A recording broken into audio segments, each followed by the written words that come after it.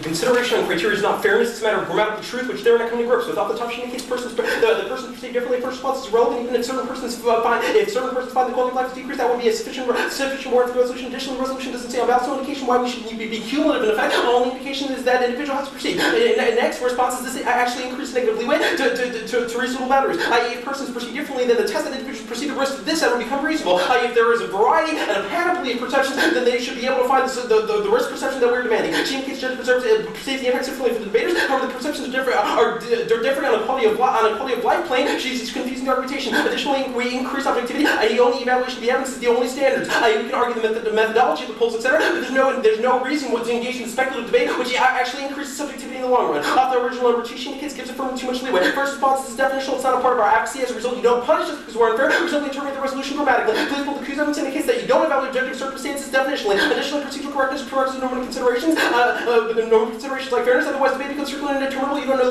whether to look at normative or grammatical first. Additionally, ultimately, for the fairness is preserved through definitional debate. This is more definitive than fairness, whatever that means. This is completely subjective. So inevitably, you would look at grammatical truth. She indicates definition doesn't include anger. First response, if the working definition of satisfaction, that would be enough. Evidentiary support would be enough. Additional contextual increases is galvanizing evidence indicating that quality of life is decreased. Additional principle Lance's response of the original number 1 and number 2 indicates it moves the interpretation of the definitional interpretation. She's dropping.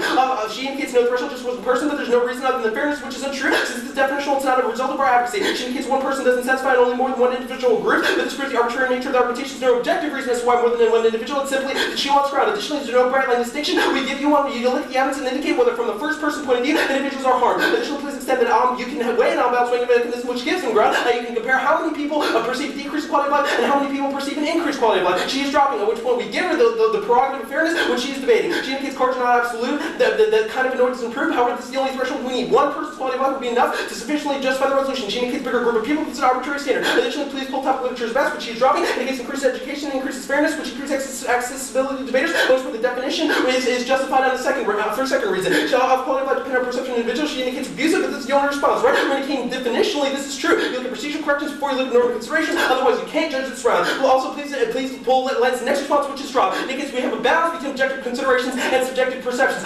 You look at objective circumstances, whether telemarketing call, how often they call, and then you look at subjective perceptions as to how people evaluate those calls. At which point you can look at both areas of analysis, at which point we give them more ground than they do. Our interpretation is broader.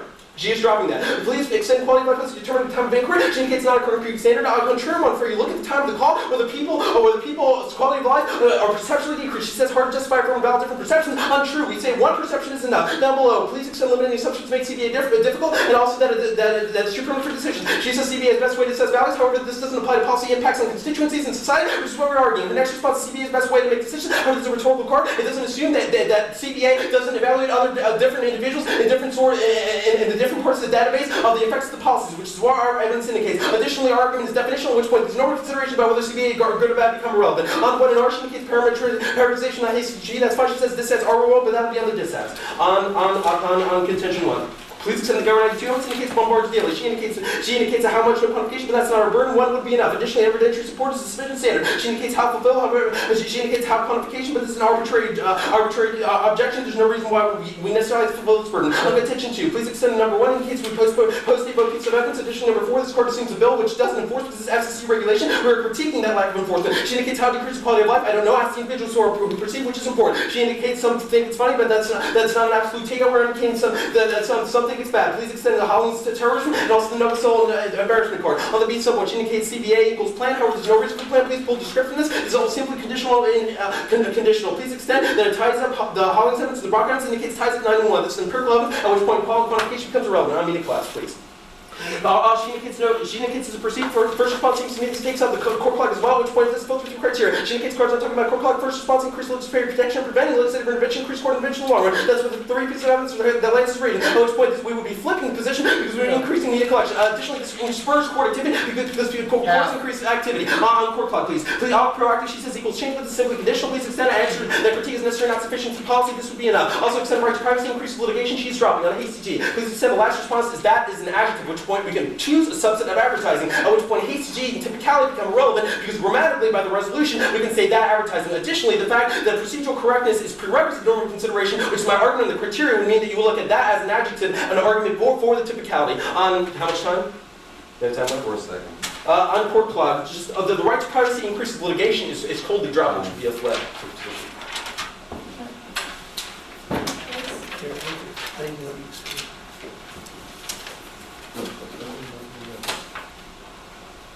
Court clause.